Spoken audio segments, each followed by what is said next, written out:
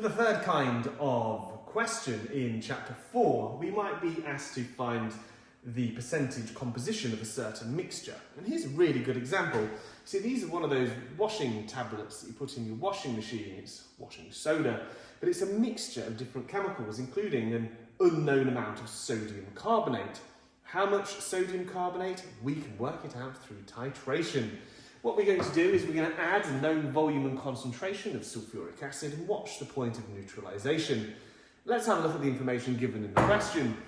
So here, to start with, we know that 20.04 grams of washing soda is present in one of those things.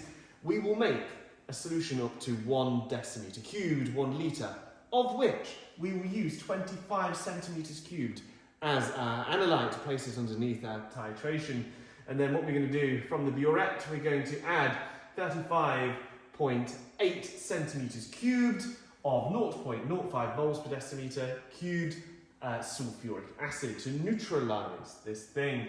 What is the percentage of the sodium carbonate in washing soda?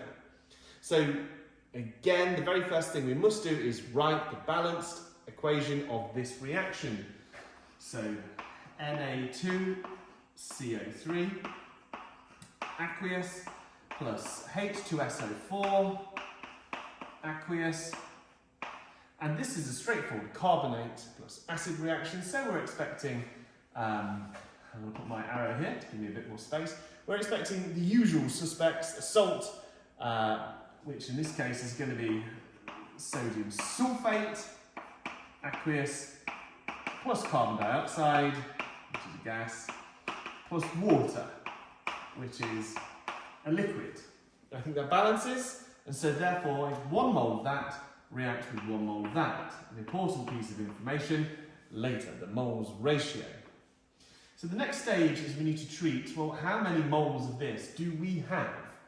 Well, the way we're going to find that out is we're going to first go after this, because we have more information here. We have both the concentration and the volume of the H2SO4. So the number of moles of the acid H2SO4 is equal to the concentration times the volume of the acid, which is the concentration was 0.05 and the volume was, well, it's in centimetres cubed. We must convert that first into decimeters, and we work out that the number of moles is equal to 1.79 times 10 to the minus 3 moles. There we go. That's how many moles are present of the hydrochloric acid, and because it was a 1-to-1 mole ratio, we know that that is how many moles of this, the sodium carbonate there were. So the Na2CO3 was also equal to 1.79 times 10 to the minus 3.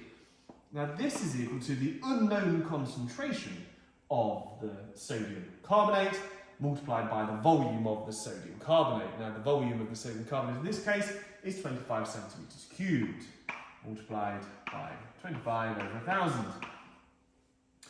So to get C by itself, we're going to do 1.79 times 10 to the minus 3 divided by 25 over 1,000. And so the concentration becomes 0.0716 moles per decimetre cubed. Moles per dm cubed. So now we have the concentration within this original solution. Then what we can do is we can scale it up to our original solution and do a comparison.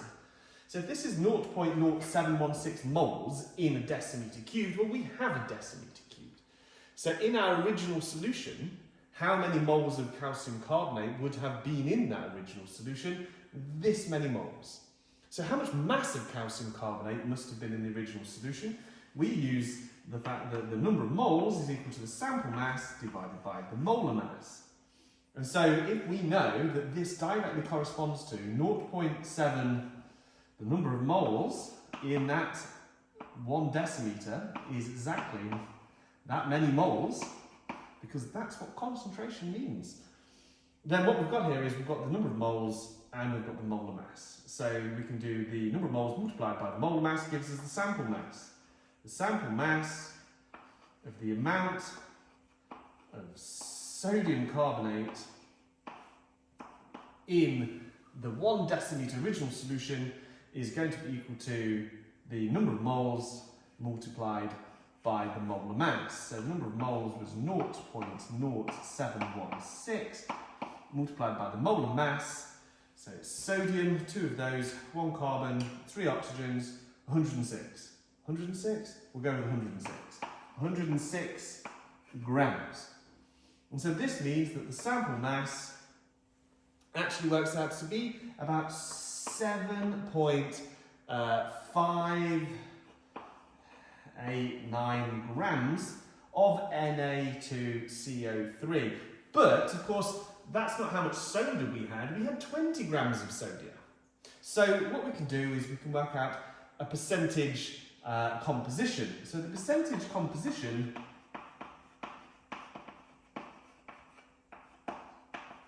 is simply going to be the mass of the Na2CO3, which is 7.589, divided by the mass of the washing soda, which is 20.04, times by 100%, and this gives us our percentage of about 37.87%. So just over a third of those washing tablets is sodium carbonate.